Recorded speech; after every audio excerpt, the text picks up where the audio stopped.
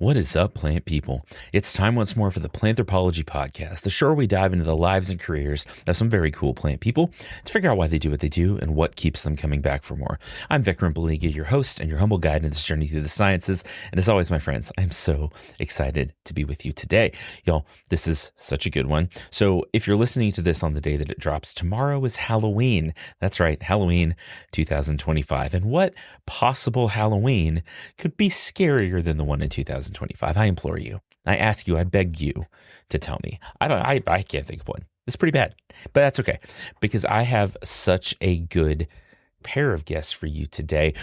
So I reached out to my friends Amanda McLoughlin and Julia Schifini, who are the hosts of the Spirits Podcast, a long-running show about folklores and a dive into all the mythology that defines us in a lot of ways as a people. And I thought, as plant lovers and as nature lovers and as folklore lovers, who would be the more perfect guests for Halloween? And I was right. But what I didn't expect is how much Julia loves mushrooms. It's wonderful.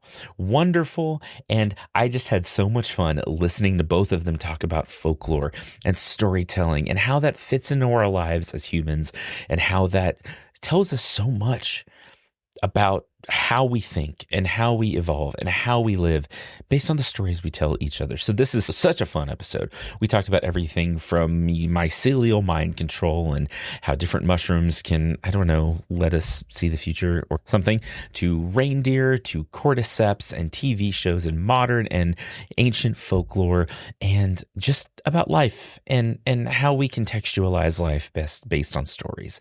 And y'all, it was so good. I loved talking to them so much. They are wonderful. I've been on their show. Amanda's been on Planthropology before, y'all might remember. I know that was a very popular episode, and a lot of y'all had some really great feedback about that. So without blabbering too much about how excited I am to talk to my friends, I'm just going to jump into it. So get ready for episode 125 of the Planthropology Podcast, Spooky Mushrooms, Modern Folklore, and Mycelial Mind Control with Amanda McLoughlin and Julia Schifini.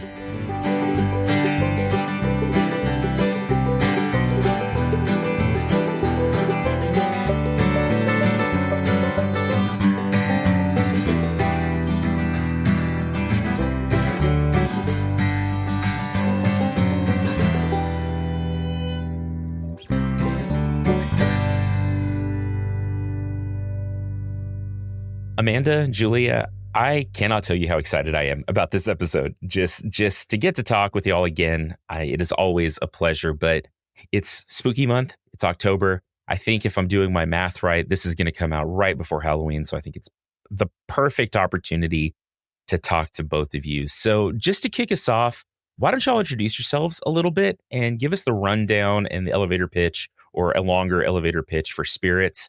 And then we'll jump into talking about how creepy nature can be. Yeah. Vikram, I like to give the stuck in the elevator with me pitch, where perhaps this is like a local elevator going like many floors in between 0 and 20 or something. And so you have a little longer than you expected to be stuck with me. But here we are. I like that. I'm going to have to keep that in my back pocket. And for me, I think, at some point into my introduction and the stuck on the elevator pitch, people start to panic a little bit, just like being stuck on the elevator, which is just perfect. I love that. And I mean, if you're going with the theme of sort of our podcast, being trapped in an elevator for an extended period of time, don't know when you're going to get out, the lights are flickering. Perfect, really, thematically for us. Yeah. So tell a couple ghost stories. And so I'll start. I'm Amanda McLoughlin. I am a past guest, and I am here with my BFF from kindergarten, Julia Schifini, who is also a very accomplished historian and religious studies lover of mythology.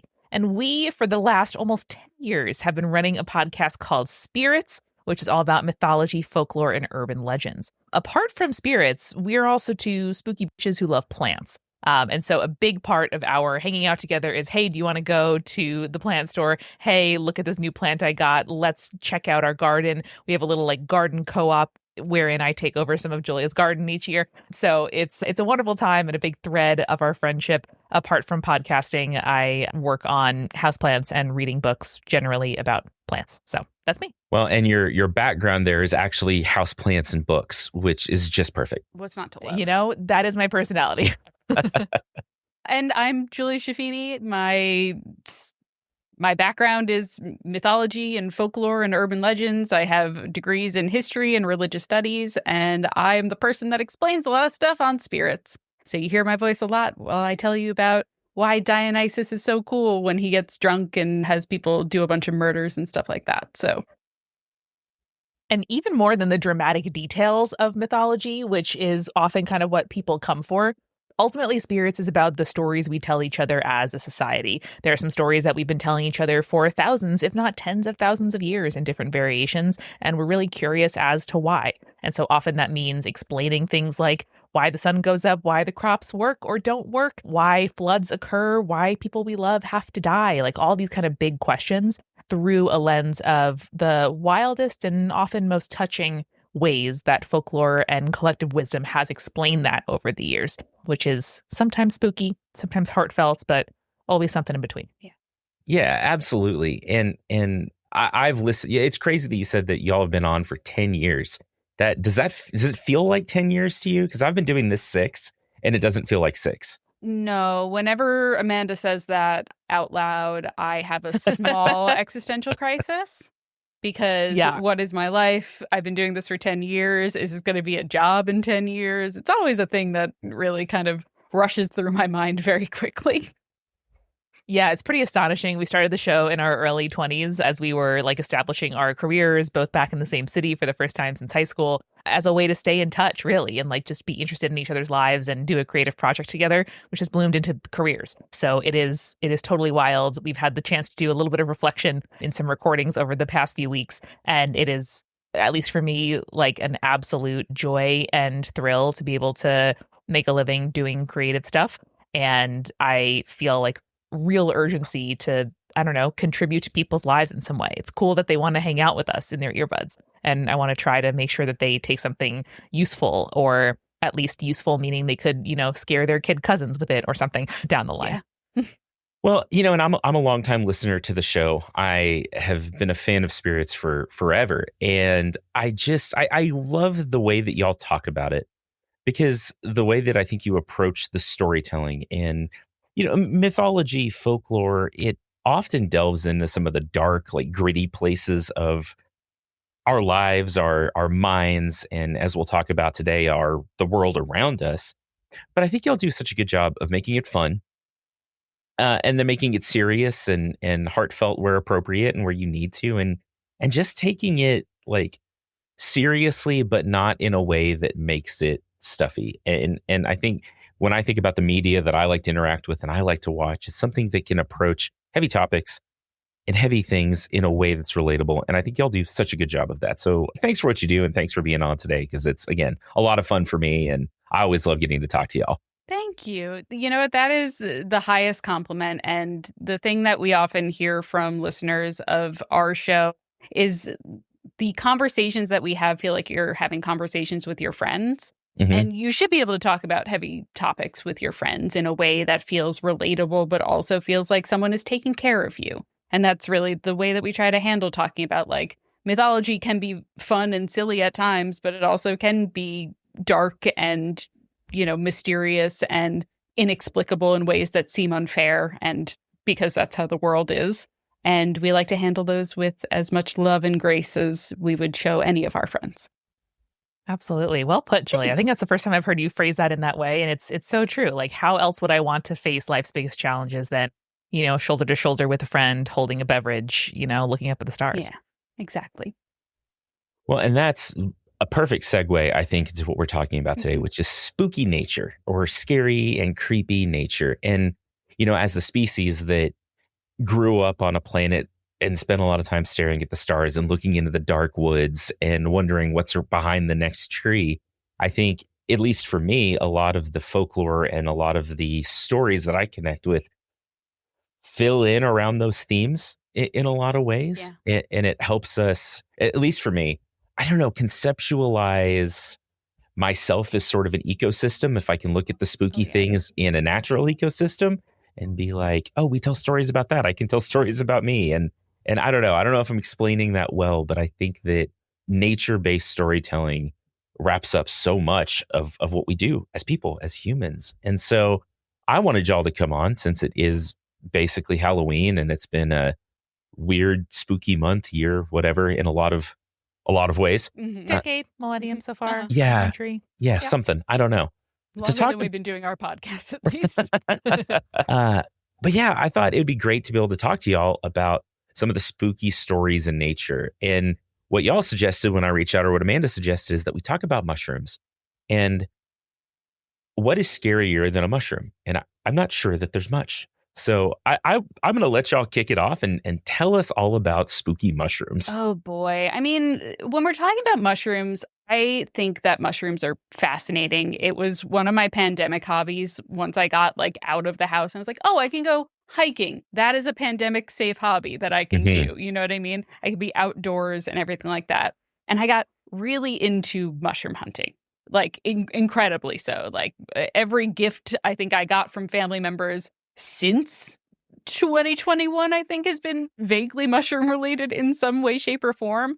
So it is fascinating to know that there is a species out there that is both intrinsically interesting, that we can get in our local grocery store, but also could very easily kill us if we ingested it, if we decided to do that. But also the fact that they're capable of eating other things as well.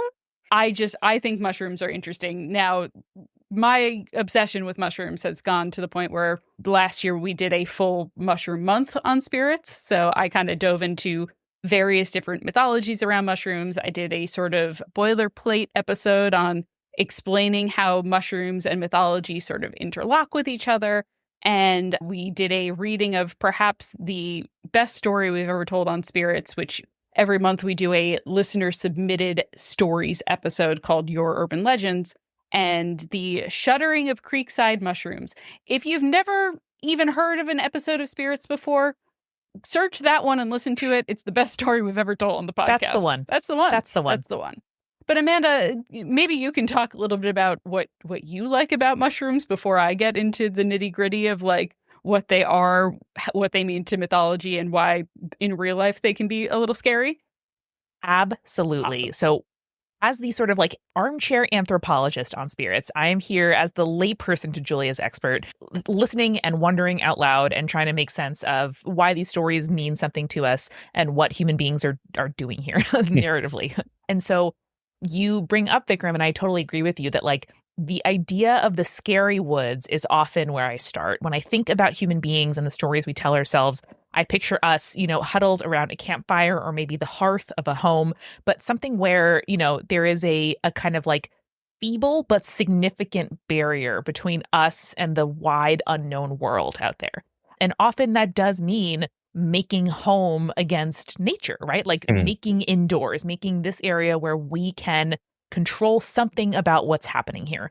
And a thing I really appreciate about mushrooms is they creep up in places that you don't expect. They can grow in the dark. They can grow in the damp. They can grow in substrate that we don't necessarily think of as being easy and hospitable for plant life. Particularly as somebody who I use straw mulch in my garden, and much as I'm trying to grow cucumbers, baby, I am cultivating mushrooms out there. I get way more mushrooms from damp straw than I do cucumbers in my cucumber vine.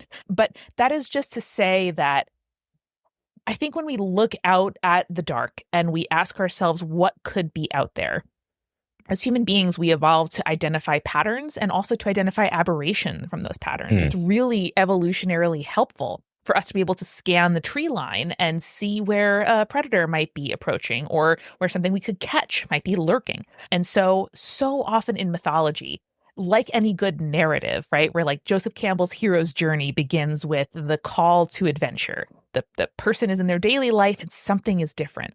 Often that is true in mythology as well, where the season you expect doesn't come, or the crop that you want doesn't grow. The husband you expect home at the end of the day doesn't show up. What do you do now? And very often the presence of a mushroom is unusual or otherworldly. They sometimes will signify a portal or a zone or something that is not usual. And like Julia said too, they kind of, to be fair, dance. Yeah, they kind of dance that line between what is helpful and what is harmful, what is useful, what is poisonous. So much of mythology cautions us against taking too much of a good thing or not taking something useful when it's offered. And particularly for substances we literally ingest, that is a case study of what mythology wants us to do and not do as we differentiate ourselves from other members of the ecosystem, which, we aren't that different, but we like to think that we are. That's a really interesting take on mythology in general, but in the way that it connects to nature specifically is don't take more than you're due, right? Don't overuse. And then also, like you said, don't maybe, look down on the gift that nature's giving you sometimes. And I think that I've probably on some level thought of it that way before, but never in those terms. And that's really interesting because you're right. So many stories share that rhythm over and over and over again, where people over plunder a natural resource and then, oh no, you're cursed forever, that kind of thing. And that's fascinating to me. Yeah, and if you ever even straying from the path, right? Like one of the first, I think, scientific explanations for mythological phenomena that I remember us talking about on Spirits, Julia, was the will o' the wisp, where there is little, electrical discharges and methane gas and like ways that we can make, or ways that optical illusions arise out of just mist in the bog. And of course, we come up with a narrative explanation for it because it is unpredictable and kind of low-key terrifying to think of the world as something that could just make weird light shows for our own amusement. And so looking around us, thinking like, what is there? What couldn't be there? Am I being led to something? Am I being led away from something? Human beings make ourselves the main character of every single thing that we, engage with. And often the lesson from mythology is, babe, you are not that important. Whether it's a god saying like, no, you are not the exception, or it's nature saying, come on, you can't have that much. I also think that's really interesting because if you exist in any sort of communication with the foraging community online and everything like that, they will make a point of being like, you can forage, that's fine. You always have to leave like at least 50% of what you find in the forest, or else there won't be enough for everyone. And I think that is something that mythology likes to teach us as well in countless stories and fairy tales and folk tales, right? The idea of like, if you take too much, you will be punished. If you don't like share with your community, you will be punished. Mythology in particular loves the like hospitality laws as a thing that if you do not follow them, the gods will punish you for that. And I think that's something that we all should probably continue to remember and learn as a lesson. And, I think a lot of people in power maybe could learn that lesson as well, but I don't know. Yeah, I agree. It's interesting you say that. I had a guest recently, Gabrielle Serberville. She is the chaotic forager online. Yeah. And she's awesome. But she made an interesting comment sort of to that same end, where she says she approaches foraging and going into these wild spaces, not in terms of like, okay, what can I go eat? What can I go get? How can I, fill my coffers, so to speak? But to learn more about, and the way she says it is like, who's out there? Who is this mushroom? Who is this plant that I'm harvesting from? And she talks about being in community with people, but also community in nature, with nature. And she had one of my favorite quotes from that's been bouncing around in my head. And I think it speaks well to what you're talking about, is that we need to approach nature from a standpoint of curiosity and community rather than conquest. And I think that, again, that fits so well with those themes of the way that through our stories, people approach nature, and that, again, take more than they should or do it right and are rewarded in some way. Yeah, if you haven't read The Serviceberry by Robin Wall Kimmerer, I mean, that's exactly what they're talking about the entire book. So highly recommend. Definitely check that out. I promise to talk about mushrooms, though. So we can talk a little bit about mushrooms. I feel like I should do like a little bit of a mushroom primer, because I think most people know at least a little bit about mushrooms, but maybe don't know like the specifics of the scientific aspects around mushrooms.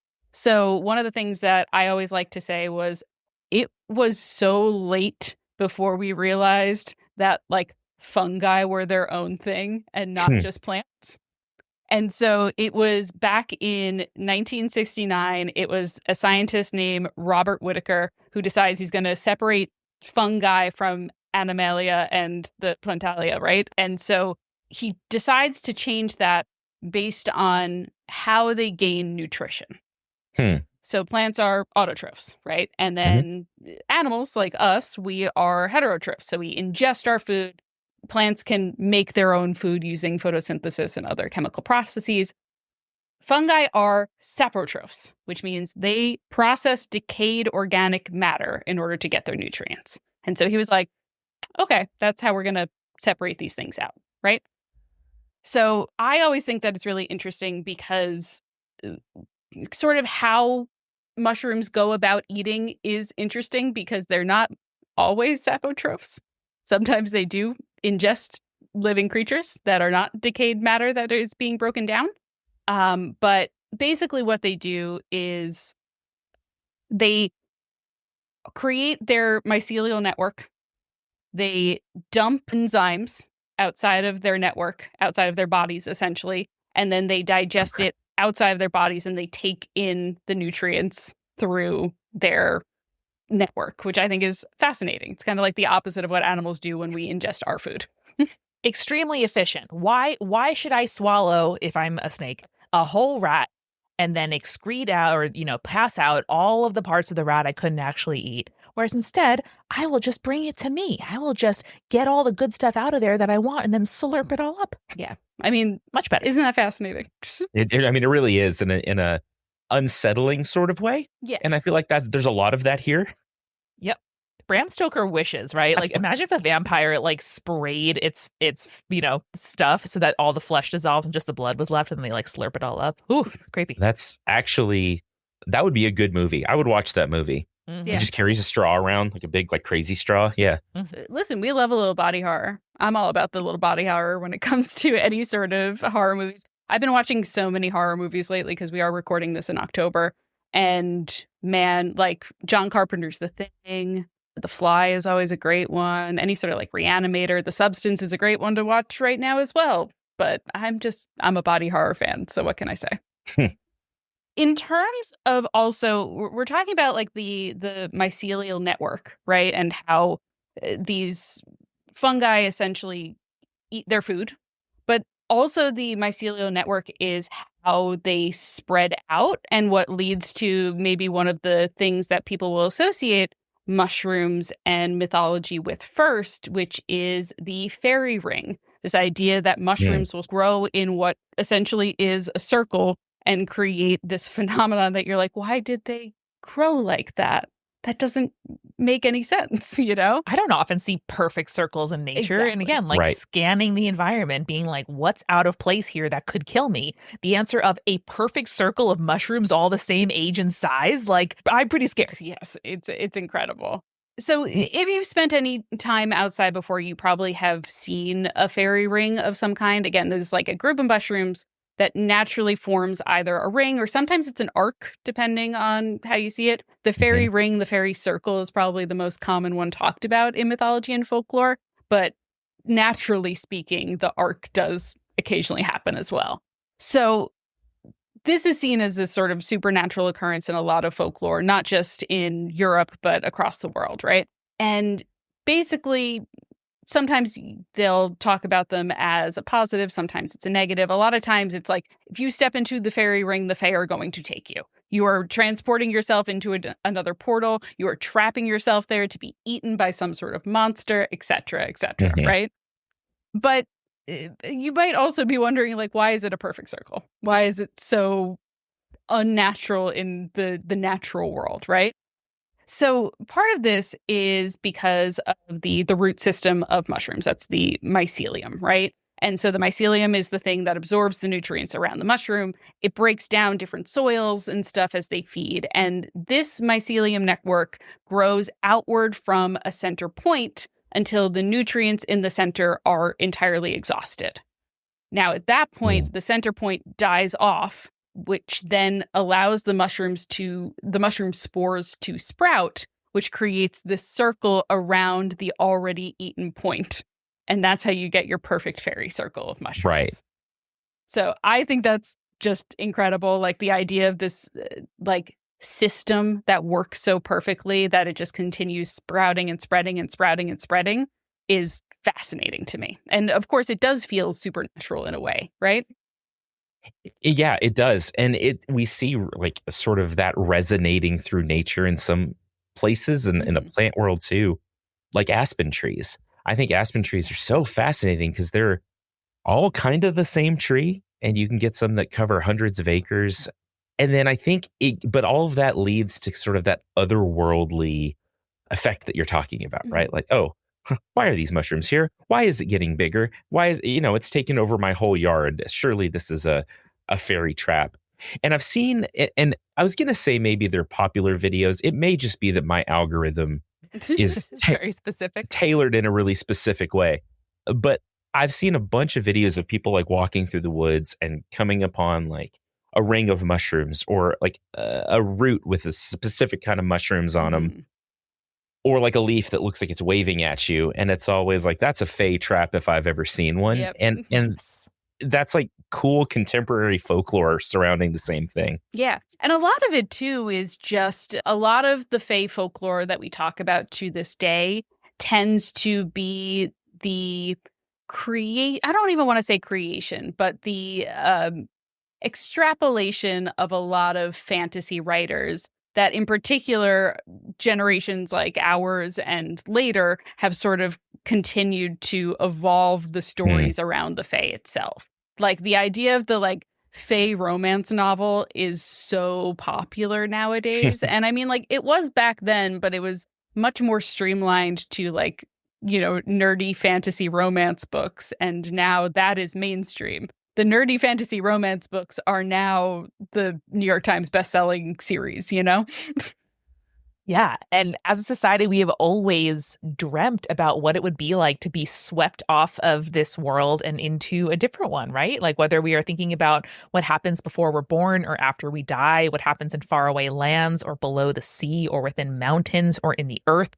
We are always thinking about, well, surely it must be just like this, but different. And so even thinking back to something that, grabs Julia's and my attention when we were kids, like Alice in Wonderland, there's the idea that like there is that portal that you can enter that place and that everything's a little too big, too small, out of order, different colors, different style than you would expect. And specifically with the Fae, I love what you said earlier, Julia, about the hospitality laws. And that is often really wound up in what we talk about when we talk about the Fae, that idea of the drink me potion or the delectable food that if you eat, you're actually entering into a bargain that you didn't understand. A lot of, as society, we operate by a set of rules that we really punish people either in the carceral state or in like the morals of Victorian England, however you want to think about it, by when they aberrate from that rule. And so when we look in nature and so many parts of it are surprising, I think that is just a delectable treat to or entreaty to like have a fantasy about what it would be like if it was just like this but a little bit different, and the people were more beautiful, the food was more lovely, the timelines were longer, lifetimes, you have a little more time. And it really is about entering into that unseen bargain, which I think a lot of us, in trying to have a more complex and I would say reciprocal relationship with nature, and try not to just be a, extractor or a user, but to try to live in community with the planet that we're on as one species of many. I think that mythology has a lot to teach us about that, because you can't just take something without expecting to give something in return. You are a part of, forces that you can't see. You are acted upon by stuff that you're not aware of. And whether that's as small as like a mushroom popping up somewhere in your yard that seems completely random and like someone put a Lego of a mushroom on that square of grass, when in fact there is so much under the earth that is not visible to us actually happening there. Or like the aspen tree, where you think, oh my God, how is that tree 400 miles away from here genetically identical to this one?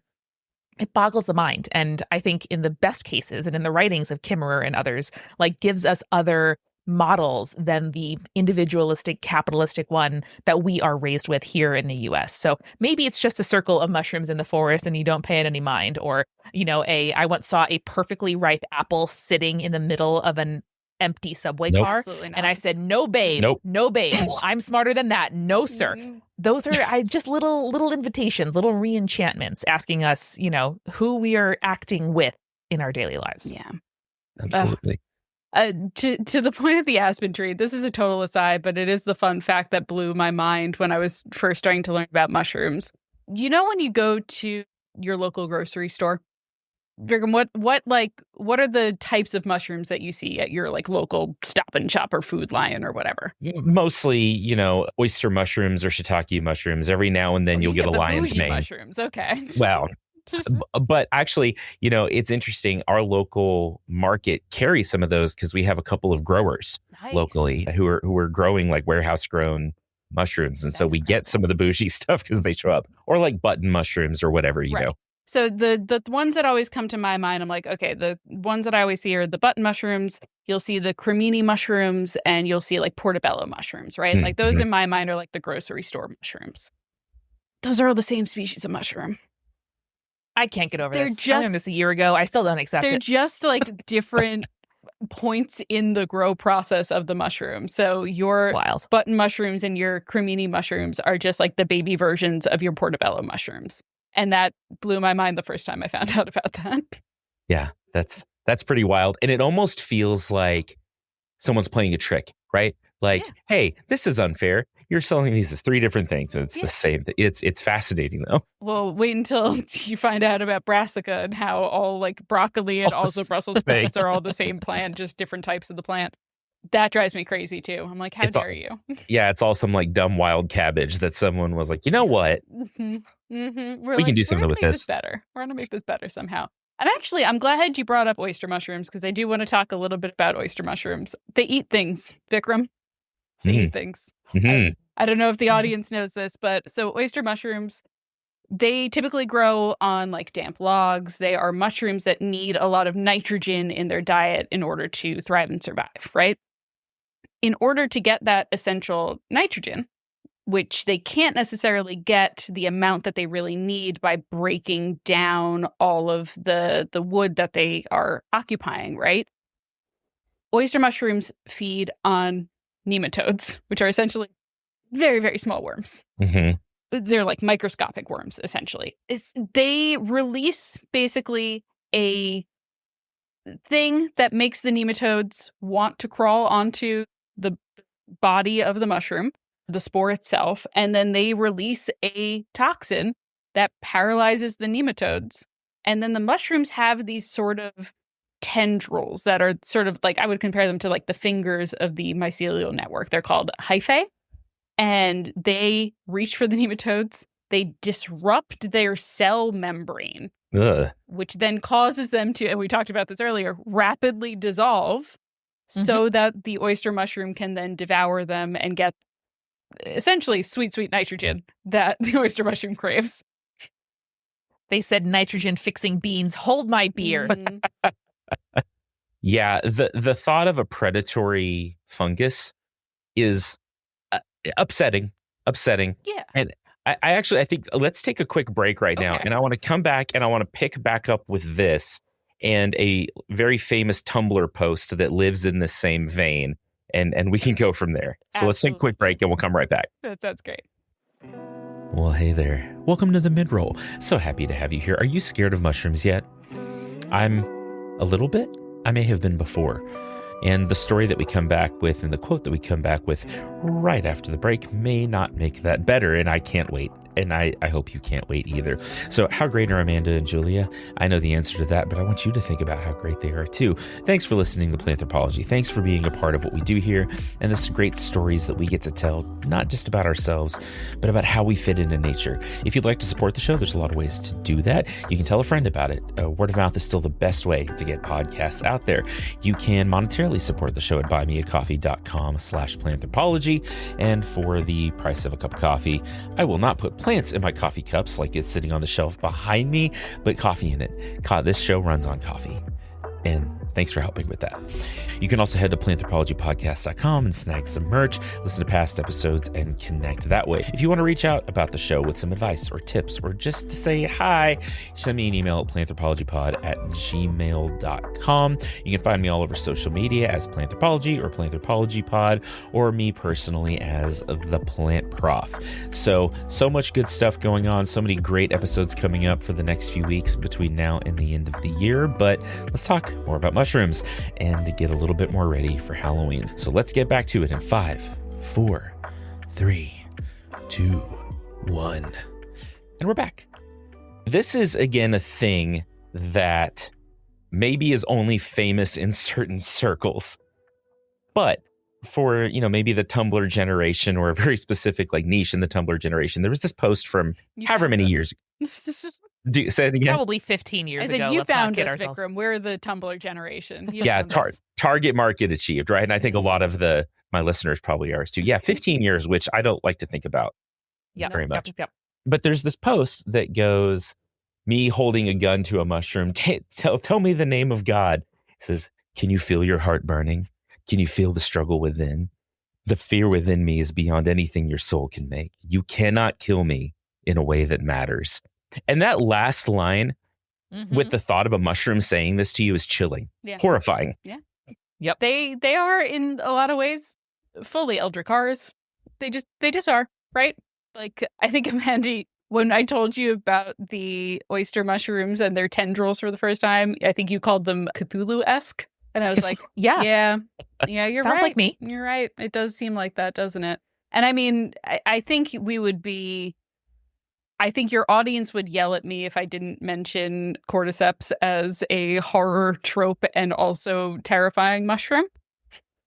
Which, let's go. What are these bad boys? Yeah, essentially, people know what they are. They're the zombie ant fungus. You've heard of it before. It is Ophiocordyceps unilaterus. So it is essentially a fungus that will infect ants and will take over their bodies and will have them try to go towards other ants so that they can infect even more ants. And if you've seen The Last of Us, both the video game and the television series, you are familiar with the term cordyceps because they really shorthanded it to the whole genus and said, yeah, those scary mushrooms, you're going to fear those for the rest of your life. And if you think about it, this is normal in nature, right? We attract the other species that is useful to us. Don't give me that inquisitive head tilt, Julia. I see you there. Think about a tree. You attract animals with fruit that can digest the seeds that you are trying to propagate and then bring them forth into other parts of the world. Something about the fact that it hijacks the nervous systems and brains of these animals takes a very normal thing to an absolutely horrific end. Because think about it. The all of the stuff that I fear comes back to the erasure of my individuality. I fear death because I'm not here anymore. I fear being taken over by a virus or zombieism or vampirism because someone else is feeding off of my body or doing something that I'm not used to. We fear our relatives coming back as specters that look like what they used to, but are actually infernal or have some other purpose. And so just nature doesn't do individuality in the way that humans have really insisted on this as the thing that makes us different. And the thing I love most and find most chilling about these cordyceps, which deserve their place in the Last of Us, franchise, is that they really hijack another species for their own benefit in a way that, I don't know. I think we're currently thinking about when it comes to AI and corporations and everything, I think you can see through this lens of, does it rob me of my autonomy and individuality? Mm-hmm. Yeah. And there's one specific species that in addition to telling the ant, hey, go hang out with your buddies, go make some friends, go be a spy for me or whatever. It will act. To your point, Amanda, of something causing us to act against our free will or against our nature, it'll tell these ants, you should really go climb that tall thing. And that's a place where an ant may not want to be because that's where the birds live and that's where the other insects live and that's where they get eaten by stuff. So they'll climb up to the top of whatever branch or twig or blade of grass and then just clamp down with their jaws and just hang out there. And then the little mushroom sporulates and comes out through their head and then drops spores onto all of their friends. And where does that get fun? Fun for the mushroom. It's fun for the mushroom. Certainly. And there's several species of mushrooms that specifically will coat their spores so that it can survive the digestive systems of animals so that it can continue to reproduce even far away. Dude, where can I get some of that? I just want to digest milk. Okay. Can someone let me access burrata once more? Can we study this? Vikram, you're a scientist. Can you work on this for me? I'll get on that. Yeah. Thank you. I think we have lactate, girlfriend. Yeah, but it doesn't coat the delicious cheese and then make it go through my digestive system, unbidden. What you're suggesting is a thing that allows you to just poop out a full thing of Yeah, that's not what I want. You're right. Yeah, that's a whole other. Yeah, that may not be fun either. Yep. Can we talk too about the fact that mushrooms don't grow from soil in the ways that I expect? They, like Julia, you were saying, they can grow on like full tree branches and like not even necessarily need to break it down into what I would think of as soil. I think that's also a little bit creepy. Yeah, I think so. Like, I think when it all comes back to the fact that it is able to break apart things outside of its body by releasing those enzymes and then breaking them down and then absorbing it. So it does really allow mushrooms to attach themselves to areas that you might be surprised by. So you might be thinking, like, how does that mushroom get all the way up on top of that tree up there? And the idea is that because it has these tendrils and it is putting these microscopic tendrils into the trees and the plants and everything, it's able to hold on in that way and sprout and fruit from something that it normally would not be able to grow out of, essentially, not the earth. It seems like it can fly. Like if I'm limiting myself to my visual imagination and I'm not thinking, oh, surely it has a microscopic, kind of like spore spine that can go up on the tree. breeze. Right? Yeah. Yeah. It feels like it can fly, which feels unfair. It does feel unfair. I don't want the mushrooms to have wings. And the fact that some of them are just like visually creepy too. Like they just look weird. Like to the inky cap, one of my favorite mushrooms of all time, just looks like it's slowly dissolving over time. If you have a moment to look it up and Google what it looks like a normal kind of like capped mushroom that is slowly dissolving into black goo. It looks haunted. Oh, this was a new one for me. Ooh, I don't really? I don't think I'd seen that one. That is like, it feels like they should grow in like a horror house, like 100%. in an art exhibit or something. Yes. And I mean, then we have to obviously talk about the bleeding tooth mushroom, which just looks like it is sweating blood. Sure does. Hate that. They really try to give it better names sometimes. Like people will be like, oh, you mean the strawberries and cream mushroom? No, I mean the bleeding mushroom. I don't mean that. No, babe, I don't. I mean the devil's tooth mushroom, another name that they have for it. And Julia, how about like the super, super red ones that have led us to the kind of like Smurf toads, little people of the forest? The fly agaric, which is probably the reason that people know it so well is because it is one of those mushrooms that historically, but also in pop culture and the world we live in today, are associated with tripping, Mm-hmm. So the fly agaric is one of those ones where if you ate it, it could potentially kill you. So a lot of times the idea that we were able to use it in order to have like religious experiences, for example, oftentimes it would be like, if you're talking about like in the sort of like Arctic region area where they would sometimes grow, what would happen is reindeer would eat those, and then the reindeer would pee out their excrement essentially. And then this is going to sound really gross. I'm sorry that I'm going through this. The psychedelic effects, like it's not psilocybin, but the neurotoxins would still be in the reindeer pee, but to a lesser extent where it wouldn't really make a human being sick. And so it would be drank by shamans. And then they would have that religious experience. Listen, man, we're all breaking down each other's nitrogen when it comes to it. Like it doesn't freak me out anymore that I am consuming something else's pee at most times of the day. Like it's gonna happen, but only rarely does that set me into tripping balls. Yeah. Yeah, it usually doesn't. Usually it's just, everything has been cycled at some point and, with mixed results in some cases. Yeah. I think this is a fun opportunity to talk about a weird a weird history of magic mushrooms in the United States, if you'll indulge me very quickly into this one, because I do think it kind of goes along with modern mythology, we'll call it, in terms of like conspiracy theorists and stuff like that.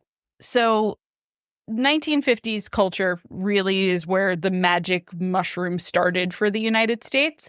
And it has to do with this guy named Robert Gordon Wasson.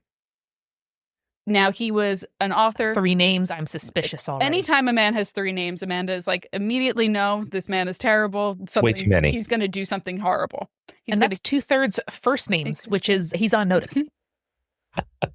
So Robert Gordon Wasson, he's like an author. He's sort of like an amateur ethnomycologist. That's not a thing yet, but he kind of creates it as a thing. But he loves mushrooms.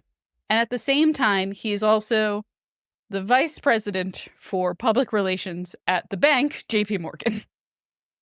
Okay. So he is super interested in mushrooms because when he was on his honeymoon with his wife in the Catskill Mountains in 1927, he discovered how cool the mushrooms were up there. His wife was from, I believe, Russia or somewhere in Eastern Europe, and she taught him all about foraging and stuff because she had grown up foraging in the forests out there.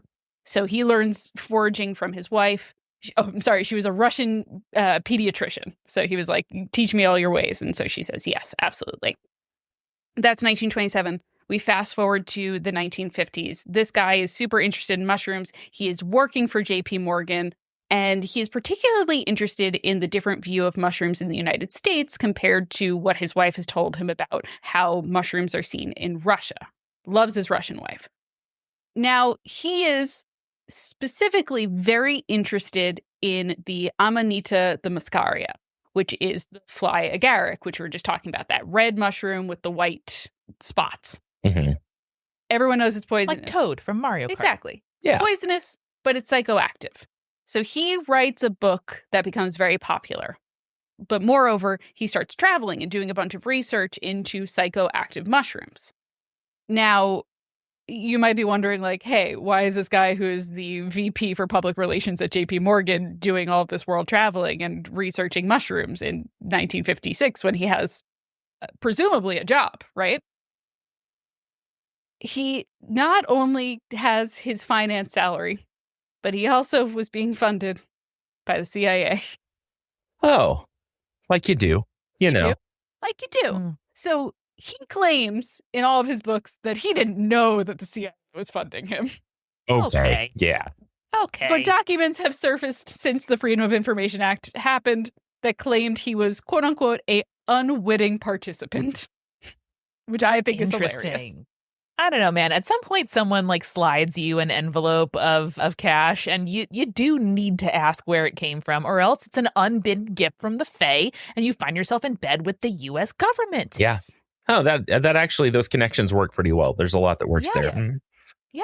So the project that is funding him from the CIA is one you might have heard of before, which is MK Ultra. Oh. Yep. There you go. There it is. So they're basically hoping that his research on psychoactive mushrooms would help them learn how to brainwash and mind control people. So he's getting his CIA money. He accepted it under the cover name, like the CIA's cover name is the Gesticker Fund for Medical Research, which I think is just really funny. I have some questions about why they chose a German name, but yep. Around this time, Life magazine publishes an article about his research that is called Seeking the Magic Mushroom, which outlines both him and his wife becoming the first Westerners to participate in a Mazatec, which is an indigenous people of Mexico's mushroom ritual, right? So we're tying this again to religious practices that involve using psychedelic mushrooms. He is a white man, and so he's trying to do a religious ritual from people that is not his culture, right? He lies to this curandera, which is a, medicine person from this region who does the ritual for him. He essentially tells him, he's like, oh, I'm worried that my son is dying. Can you please help me? It's all a lie. Wow. It's very frustrating. I'm sorry. It's not that his son was dying. It was that his son was missing. And this ritual was specifically to help find missing people, right? So this guy ruins this person's life because he immediately goes and he publishes about this. Profits greatly from it, never faces any consequences. That's why we call him out on shows like this, because he's a terrible person.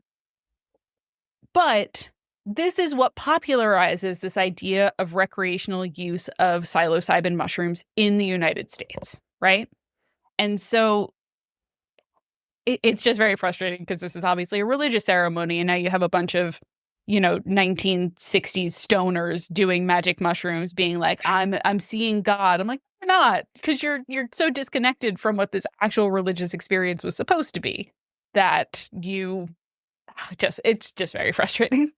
Julia, I think disconnection is exactly the word, right? It's removing part of an ecosystem or part of ritual, whether that's contextualized by culture and religious belief, from that system and culture. It's, extracting without valuing or putting anything back. And to this day, finance bros do this, and they go on ayahuasca trips and, just pay a lot of money to get access to acid that in a way that they criminalize other people for doing that. So the cycle of history goes on. But this is, I think, such a valuable lesson for us in you can't just extract what you want and leave the rest. There are going to be consequences. Right. And it's not to say that like Mesoamerica is the only place where they were doing, religious practices with psychogenic mushrooms, but it's just that this guy popularized it by lying to someone who was doing folk medicine, assuming he was telling the truth. And that's the frustrating part to me.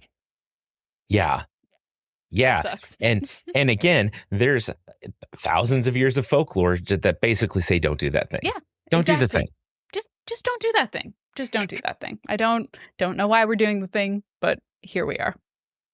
That's wild. Yeah, I'm trying to think. I love talking about mushrooms, obviously, and there's so many good like creepy things. Like the idea that like Santa's reindeer fly because of the folklore around that area from the fly agaric is a whole story as well, but it's also debatable because the first actual like writings we have about that are from like the 1960s. And so you're like, I think you might have extrapolated something that wasn't exactly true, but sounds fun. And so that just ends up getting repeated over and over again because people like things that are fun and not realistic, I guess. Yeah, and that is interesting. And that's an interesting point, too, about you mentioned earlier talking about everything from conspiracies and modern mythology that comes out of some of this. I think where some of that falls for me is that it's not like y'all were just talking about connection. Yeah. And it's not rooted in this connection to community, to nature, to all these things. It's rooted in some ways in just, here's a thing I can say that people will like and I'll get, famous from it. And so I think as we talk about some of this, it's really fascinating to think about the heritage that comes with some of these stories and how we kind of throw some new ones out there sometimes that are like, we're going to get weird zombies that have mushrooms on their face and things like that. But I don't know. This whole idea of this other facet of life of fungi that are, they're not an animal, they're not a plant, they're sort of a little bit of both, is so strange. I wanted to make a point earlier just to kind of jump back a little bit of you were talking about how mushrooms and fungi in general eat things and maybe eat things they shouldn't. And we were talking about how they climb trees. Oh, and, yes. The concept of me going out and chewing on the inside of a tree is weird, but a Ganoderma mushroom doing that and turning it into, spongy foam that makes a tree fall over isn't. And they're the things that cycle all of us one day back into the system. I think that's part of what, for me, leads to sort of this weird vibe around them, right? That like at the end of the day, they're sort of the winners. They're patient and they're in some ways inevitable, to, use a overused term at this point. But something that has come about in recent years that they're studying that I think is so fascinating is that blue oyster mushrooms, Pleurotus austriatus, can eat plastic. and Yes. Oh, petroleum. well, that's Yeah. helpful. It is. And so they're looking at putting it on big rafts and things and putting it out in the ocean into some of these big plastic islands and just telling these mushrooms, hey, go do the thing. Go. Because they'll break down all those hydrocarbons and they'll eat all those things and just take them apart. And again, I think it's like we let the fungi off the chain at some point and they start fixing things, maybe not in a way that's comfortable for us as, living things that can think about scary stuff, but it's really fascinating to me. But I think that's also really important, right? Because fungi play such an incredibly important role in the life cycle of our planet and breaking down essentially like dead things. And we as humans get nervous about that because we're like, oh no, one day we're going to be the dead thing. Mhm. But I think that's what mythology is about, is sort of grappling with this idea of the life cycle exists even when we are no longer part of the life cycle. And so to have mushrooms be so important to like take over and to correct things is such I think it's beautiful, and I know that like scares a lot of people, this idea of like decay and something taking over and like taking over your body is a lot of like big body horror stuff around mushrooms.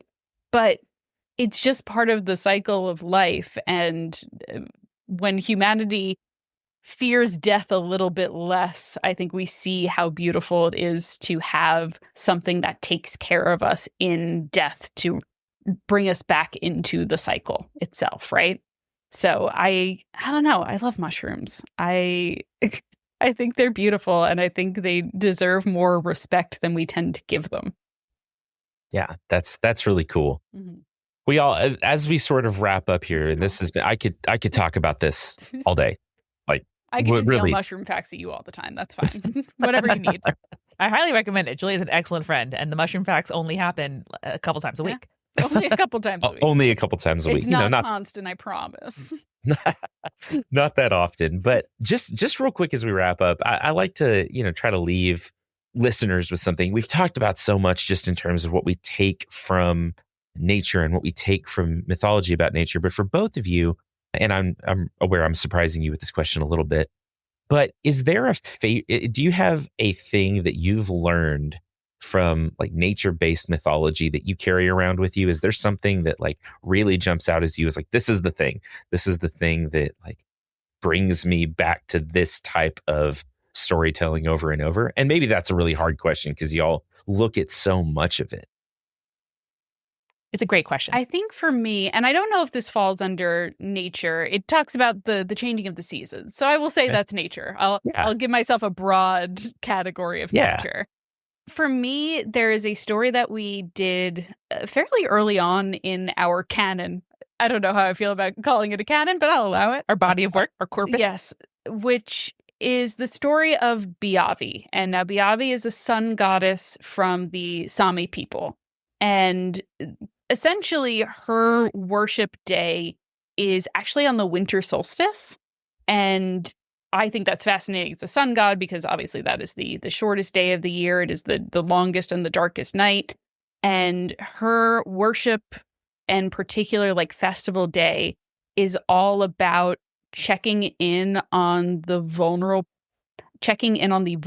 people in your community, making sure that like it's like recognizing that, yeah, this is dark. And, there are people in the community who might not have the support that they need every single day. And this idea of like, there is a day that we check in on those people and make sure mentally they're doing all right. And that feels so beautifully human to me, and something that I wish we could incorporate all the time into, human culture rather than individual cultures across the world. With this idea of like, your community is here for you when you are suffering and is there to check on you, to make sure that you know that the sun is coming back. That's lovely. I love that. Yeah, it's one of my favorites. Mine is a little less specific, but I am more and more interested in hospitality and homekeeping mythology as time goes on. Some of the earliest mythology I remember learning in my vague Irish, German, American, upbringing is around spilling salt, around thresholds and boundaries, how to keep things out, keep things in, and specifically around house spirits, how dwellings do more for us than protect us from the elements. They are so important. And psychologically, like I was saying earlier, just thinking of ourselves as folks that are protected in some way from the outside world. Maybe it's part psychological, but it certainly is mythological because there are so many house spirits where you have to, reward them, feed them, compensate them with bread or milk or salt or sweets. And we see this for me. I was raised late laying out carrots for the Easter bunny, laying out cookies for Santa Claus. There are so many ways in which those rituals, which I think of as kind of, maybe a little frivolous, a little silly, a little childlike, really, draw from a long human experience of making a dwelling more than four walls and a roof and a floor, if you're lucky. That's awesome. Yeah, and I think both of those are such good lessons, especially just right now when there's so much division between people, and it just brings us back to some commonality, some lessons about the way we treat each other and the way that we see each other and how connected we all are at the end of the day. And that's really cool. And that's something that we talk a lot about on Spirits too, is human beings have so much in common. And when we culturally divide ourselves, it can be really frustrating to be like, no, you both kind of think the same thing, even though you are separated by thousands of miles and oceans and have never interacted. The fact that we have flood stories that span the entire globe and just do their thing, and have such similarities, I think is absolutely fascinating. The idea that we all have stories about why the seasons change or why the sun rises when it does and sets when it does is amazing. And so when I talk about the division that people are feeling, particularly nowadays, the idea that our cultures are so similar and our ideals and our love for one another is so similar is really highlighted by mythology, and we could all learn from looking and listening to those stories a little bit more. Yeah, absolutely. Very cool. Well, y'all, thank you so much. That was, as always, I love getting to talk to both of you, and it's just a delight. So real quick, one more time, plug your stuff. Tell us where all we can find you and where we can find more about mushrooms or whatever. Just to tell us your stuff. You got it. Listen to Spirits in your podcast app. Just type in Spirits Mythology and we will come up. We have 450 episodes and counting. You can jump in anywhere you like. You don't have to start in any particular place. And spiritspodcast.com is where you can learn more about Julia and me. Follow us on the show on social. Pick up some of our merch. We have merch if you are a old wives' tale teller. We have merch of Mothman's juicy ass. Yes, you'll learn more about that if you listen to Spirits. And more and more. Yeah. Awesome. Well, thank y'all so much. I hope you've had a wonderful October. I hope that it wraps up well and that you have some fun on Halloween, and hopefully we get to do this again another time. Oh, I can't wait to tell you about more creepy plants. It would be my delight and privilege. Absolutely. Like mushrooms, Vikram, we're here under the surface. Just waiting. Y'all listening to this episode, I hope that you never forget to wonder about the life around us. And whether it's mycelium in the ground that eats old trees or controls the mind of an ant, or the big stories we tell each other about ourselves as a species, wonder is such an amazing thing, and storytelling is a way that we express that and we share it with each other. So thanks so much to Amanda and Julia for your passion for what you do and for being my friend. I really enjoyed it. Planthropology is written, hosted, directed, all the things by me, yours truly, Vikram Baliga. Our intro music is by the award-winning composer Nick Scout, and our mid-roll is by my buddy Rui and his lo-fi dad jazz beats. And I hope you'll go look both of them up because they're fantastic.